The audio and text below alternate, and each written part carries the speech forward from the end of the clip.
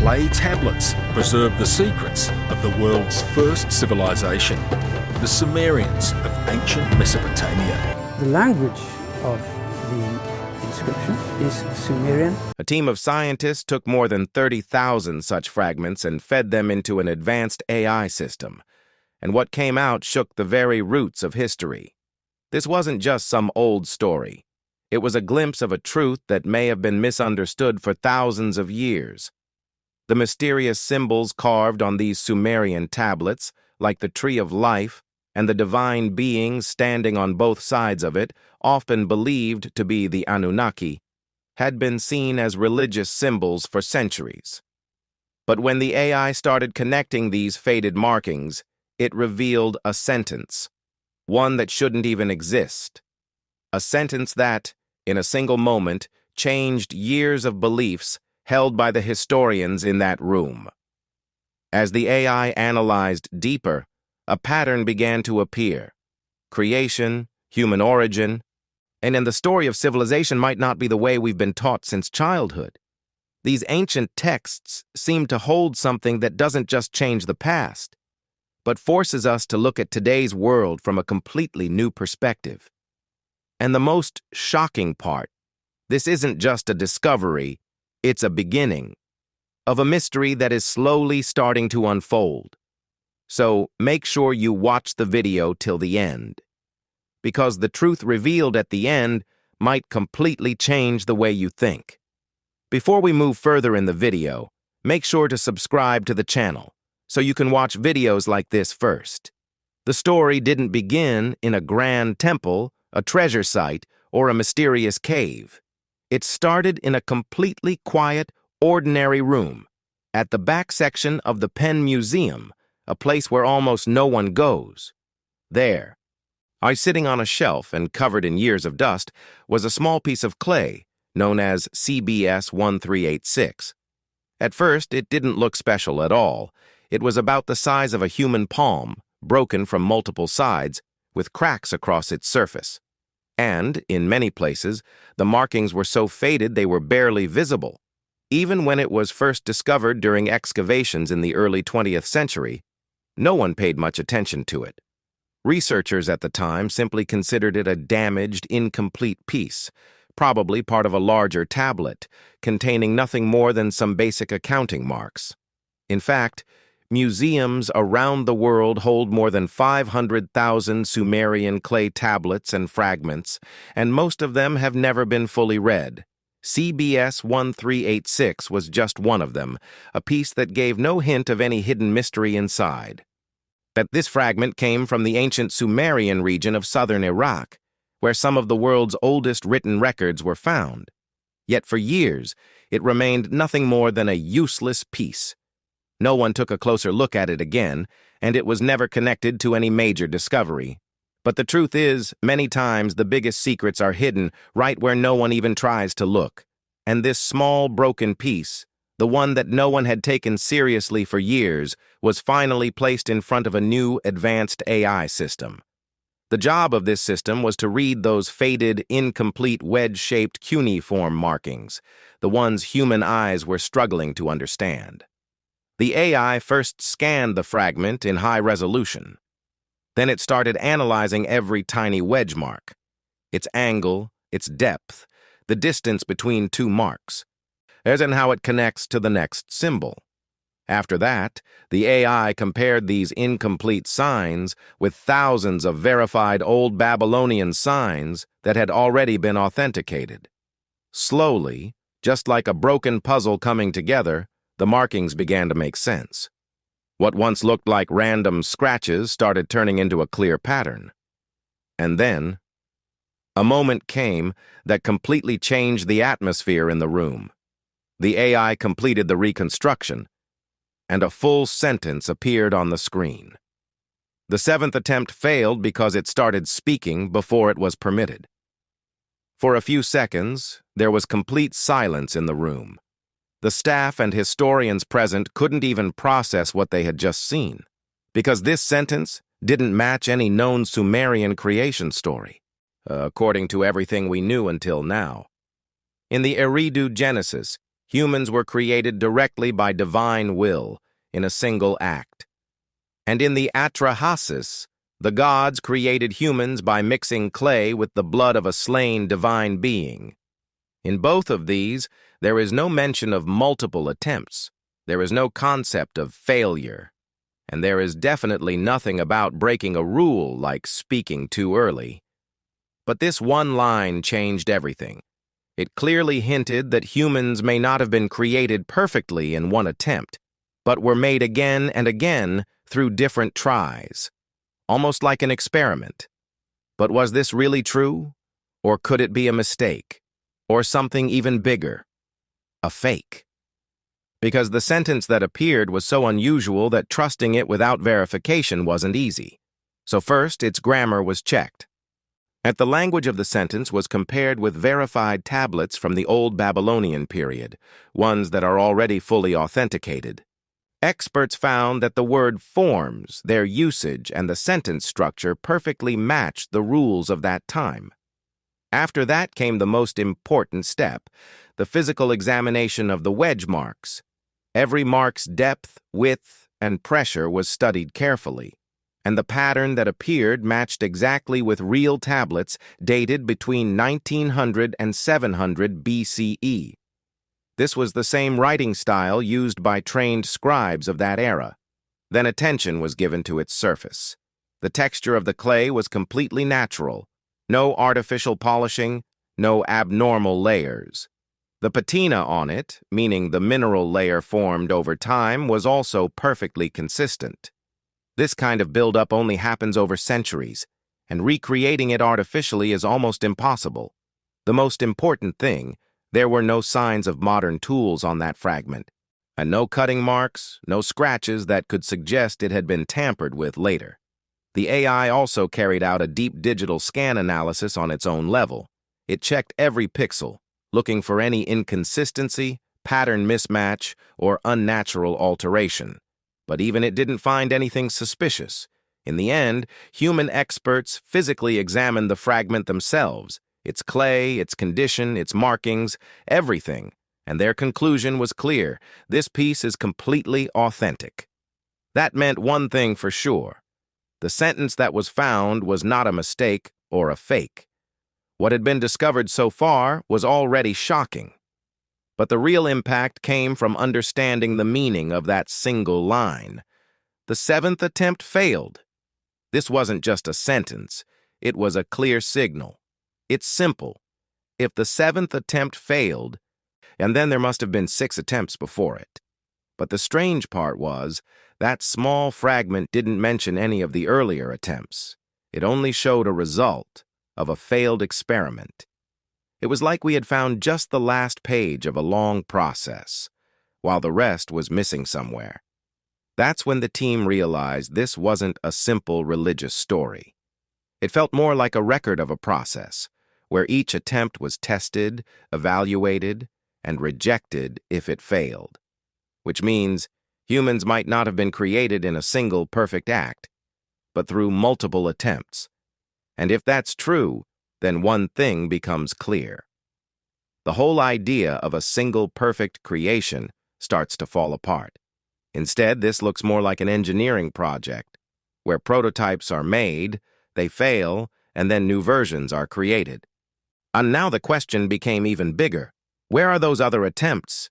Do their records exist too? Or are they also scattered in small fragments like this one? This question gave the entire research a new direction. The team decided not to stop at just one piece. They started collecting such fragments from around the world, ones that had never been seriously analyzed before. And then, more than 30,000 fragments were fed into the AI system. These pieces came from different places: museums in London, archives in Berlin, and even some private collections that had been closed for years. The biggest thing, none of these had ever been studied together before. Every researcher had always worked on only a few pieces. But for the first time, one machine was looking at all of them at once. But now this was no longer just translation. It had become a search mission, a search to find those missing earlier attempts. When more than 30,000 fragments were analyzed together by the AI, at first everything looked like separate stories, pieces from different cities, records from different times. Everything felt scattered. But as the AI started connecting them, a strange pattern slowly began to appear. Certain words kept showing up again and again, but each time in a slightly different context. Earlier scholars had seen these words too. They had translated them, but they never took this repetition seriously. They thought these were just common words, the kind that appear again and again in any language, but the AI noticed something very different. It found that these words were not being used in a normal way, and they didn't feel like part of a story or expressions of emotion or even religious descriptions. Instead, they were being used in a very structured way, almost like a system, like a classification. Slowly, it became clear that these words were not identifying individuals. They were defining categories. They felt more like codes used in a factory, like labels, functions, or assigned roles for something specific. The most shocking part was that in these tablets, some humans were listed exactly the way items are listed in an inventory. There were no personal names, no family records, no unique identity, just categories, numbers, and entries linked to their work. It felt like someone wasn't recording people, but recording units. And the AI clearly saw that these entries weren't telling the story of a society. They looked like data from a system, where every human was defined by a fixed role. And this is where the real difference becomes clear. Humans have stories, they are understood. But resources are only measured, and what appeared in these tablets were not people. They were managed units. That's the moment when the story took a darker turn. As the AI started revealing these patterns more clearly, two main human categories appeared first. And this is where things truly started to feel uncomfortable. Because here, humans didn't look like individuals. They looked like tools designed for specific tasks. The first group was made up of those created purely for heavy physical labor. They weren't chosen for the work. They were made for it. In the tablets, they were listed just like items in an inventory. No names, no families, no personal identity. Their entire existence was tied to their work, digging, lifting, carrying, a constant physical effort. The scribes had recorded them with a specific term, lu-mu. They weren't treated as people. They were units, defined only by their function. The second group was even more interesting and far more disturbing. Earlier scholars had always taken this as a normal term, like black-headed people, meaning common citizens. But when the AI examined the records closely, it found that this term appeared almost always in agricultural records, where land measurement, crop counts, and water distribution were recorded. This meant these weren't citizens. They were managed field units. They were counted and measured, based on how much work they could do on a certain piece of land. Just like the first group, they had no personal history, no social record, no individual identity. The scribes had given them a name, Sa-gig-ga. But this wasn't a personal identity. It was a category. And this is where the story from the Atrahasis makes everything even clearer. According to that text, the lesser gods had grown tired after centuries of labor. They were digging canals, farming the land, maintaining the earth, and eventually they rebelled. They threw down their tools and refused to continue working. At that point, the higher gods made a decision to create something with a strong body and a simple mind, something that would work without questioning. Which means humans may not have been created out of love or purpose, but to take over the labor for someone else. Now, when you place these two things side by side, the data from the tablets and the story of Atrahasis, a very clear picture starts to form. In the beginning, humans were not people.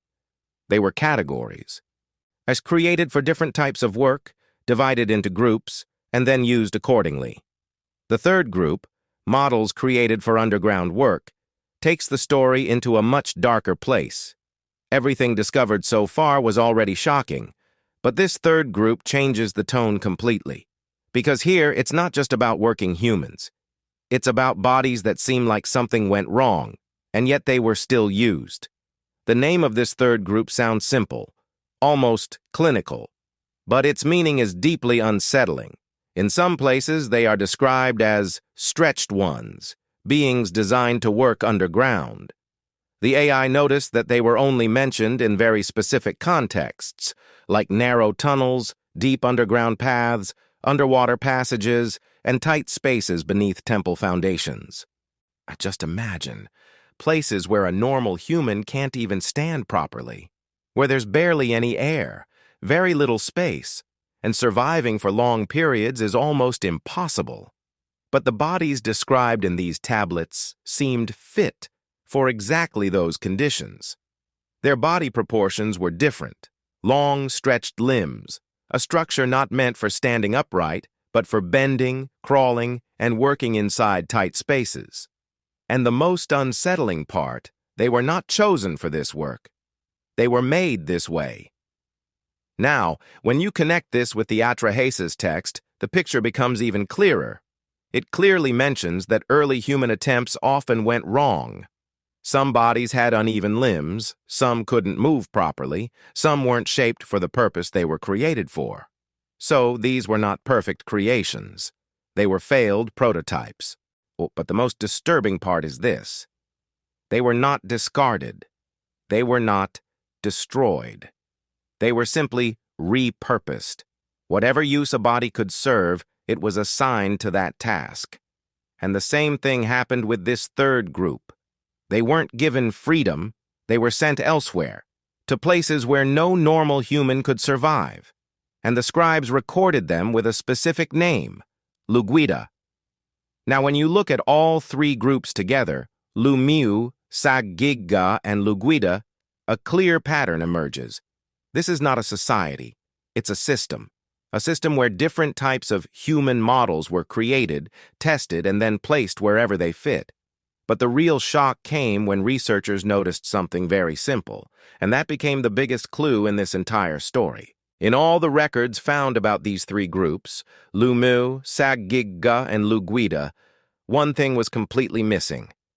There was no mention of their children, no reference to lineage, no family records, no sign of population growth. And in any normal society, this is the most basic thing. People are born, families grow, and generations continue. But here, there was complete silence. This meant one thing clearly. These beings were not reproducing on their own. If their numbers needed to increase, someone else had to create them. And if a model failed, broke down, or stopped working, it was simply replaced. This wasn't a natural life cycle. It was a controlled process. Just like in a factory, if one product fails, a new one is made, without any emotional connection. This is the point where the entire story completely flips. And now it doesn't look like creation, and it looks like manufacturing. Each group was designed for a specific task, some for heavy labor, some for farming, and some for dangerous underground work. They had no personal lives, no future, just one job, and that was their identity. And when they couldn't perform that job, or if there was a flaw in their design, they were simply replaced. Now the biggest question starts from here. If all of these were just early versions, pre-prototypes, then was there an upgraded model after this? A human who wasn't made just to work, but to think, understand, and grow on their own? Until now, the story showed humans as different models built for different tasks.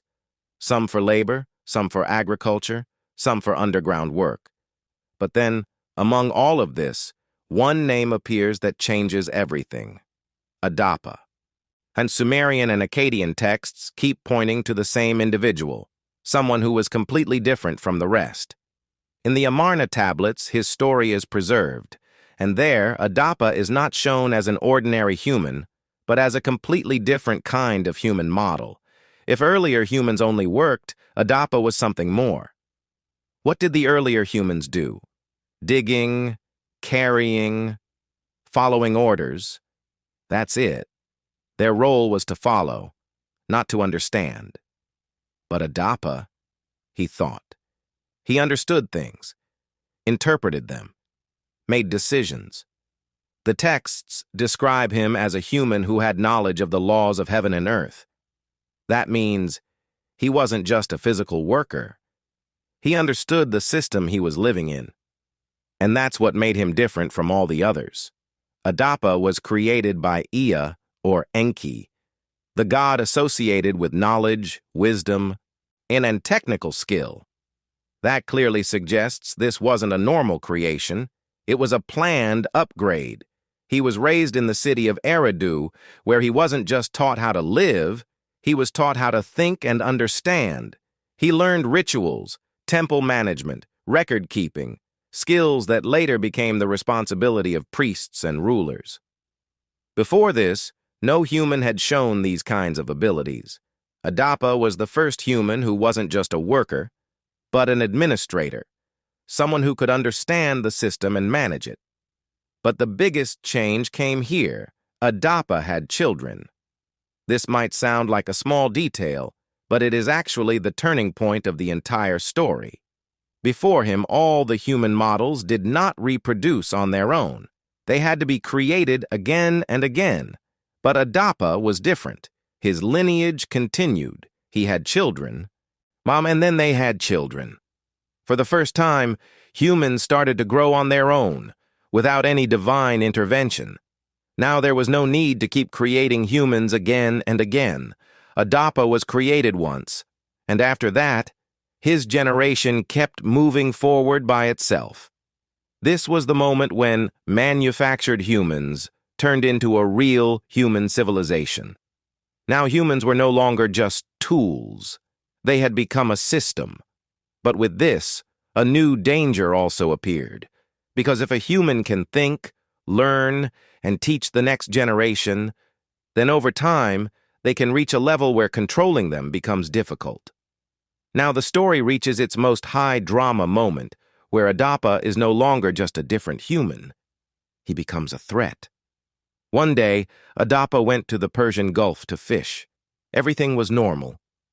But suddenly a powerful wind rose, so strong that his boat flipped over and he fell into the water. This was no ordinary wind. It was the south wind, considered a divine force in Sumerian belief. In anger, Adapa did something no human had ever done before. He broke the wing of the south wind. And what happened next was even more shocking. The south wind did not blow for 7 whole days. Now this was not just an act of anger. It was a direct interference in the divine order. The news immediately reached the gods, and an order was given to bring Adapa to heaven. Imagine that, a human standing for the first time in the court of the highest god, Anu. When Adapa arrived, Anu looked at him and immediately understood that this was not just about a broken wind. Something much bigger was happening. The way Adapa spoke, the way he understood things, it was nothing like a normal human. He had knowledge of sacred rituals, he understood the cosmic order, and he even knew rules that were meant to be known only by the gods. In that moment, Anu realized that the boundary between humans and gods had begun to break. Then came a moment that would decide the fate of all humanity. Anu offered Adapa the bread of life and the water of life, things that could make him immortal, but this was not an act of kindness. It was a test. Anu wanted to see if this human, who already had so much knowledge, would also take immortality, because if he did, he would stand equal to the gods. But Adapa had already been warned by Ea not to accept anything offered in heaven. And Adapa followed that warning. He refused both. And that one decision changed everything. Adapa lost immortality, and with him, every human generation that came after also lost it. Now humans could think, learn, and build civilizations, but they would always die. Death was no longer just a natural thing. It became a set limit, a kind of control system. The gods allowed humans to become intelligent, but not completely free. Because if a thinking human also became immortal, Then one day they could challenge the gods themselves. But Adapa's story doesn't end here. And the most unsettling part is that his death did not solve the problem. Adapa was gone, but his children remained. And then their children. Slowly his lineage began to spread. And the knowledge that was once limited to one individual started reaching many. Humans were no longer just workers. They began to learn, to understand, and to change the world around them. Small groups started forming into communities, where new abilities began to appear. Now humans were not just following orders, they were thinking and acting on their own. And with this, the same fear returned. The creation was going beyond its intended limits. The gods saw that the human population was growing rapidly, their knowledge was spreading, and most importantly, they could no longer be controlled all the time. The system that was once perfectly controlled was now slowly slipping out of their hands. This is clearly mentioned in the Atrahasis tablets. It says that the gods once again gathered together because the number of humans had become too large, and they had learned too much, and they had started functioning without constant supervision. This was the same situation the gods had feared before. So a decision was made, and this time, it was far more harsh than before. Enlil declared, "Let the womb be closed. Let the number of people be reduced. I will destroy the seed of mankind." This wasn't symbolic. It was a direct order, a reset. What followed is described in great detail in the tablets. Storms rose from the sky, dark clouds gathered on the horizon. Winds blew so violently that reed houses shattered into pieces. Mud walls began to dissolve in water. Fields that were once green disappeared within moments. Rivers reversed their flow, and the entire land was swallowed by water. People started running, climbing to higher ground, but the water was faster. Bodies began to float like debris. The animals trapped in their enclosures had no way to escape. The ground broke, and they were swallowed by the flood. This was not an ordinary flood. It was a completely controlled collapse. But in the middle of all this destruction, one man was chosen, Ziusudra. He was a priest-king from the city of Shuruppak, and the most important thing, he was connected to the same lineage that began with Adapa. He was given an order to preserve the seeds of all living things. At first, this sounds normal, like it's talking about saving animals. But when the AI compared this wording with other tablets, a very different picture appeared. The same terms were also used in temple storage records, where grains, plant samples, and biological materials kept in sealed containers were listed.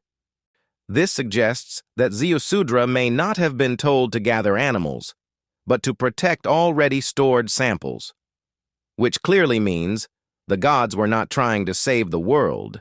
They were trying to reset it, to wipe out an entire population and then restart life using controlled samples. When the waters went down, the world was almost empty. What remained was a controlled lineage and a few preserved seeds, a specific number that kept appearing in the same contexts. That number was 3,600, called Sar, in the Sumerian system. The earlier scholars thought it was just a counting unit. But the AI noticed something very different. It never appeared randomly. It always showed up near records of warnings, omens, disasters, and collapses, next to floods, fires, famines, the fall of kings, and the destruction of cities. When the AI placed all of these into a timeline, the result was surprisingly precise. Around 2200 BCE, the Akkadian Empire collapsed. Then around 1600 BCE, the Old Babylonian system broke down. And around 1200 BCE, multiple Late Bronze Age civilizations fell at the same time. Earlier historians treated these as separate events, but when the AI measured the gaps between them, they kept matching the same pattern again and again, the SAR interval. But the real shock came when the AI looked at the records that appeared after these collapses, especially the king lists. Every time the same strange thing happened, history seemed to reset suddenly. There was no long transition, no power struggle, no slow rebuilding process. One civilization would end, and in the very next entry, a completely new and perfectly organized civilization would appear. New cities, new rulers, and a full legal and administrative system already in place. It felt like someone had shut down the old system and installed a new one. The AI pointed out that this is impossible according to natural history, because in the real world, no civilization gets replaced overnight like this, and if this is true, then the most frightening part is not that it has happened before, but that it might happen again. Because it's possible that these tablets are not just telling the story of the past, but recording a countdown for our future.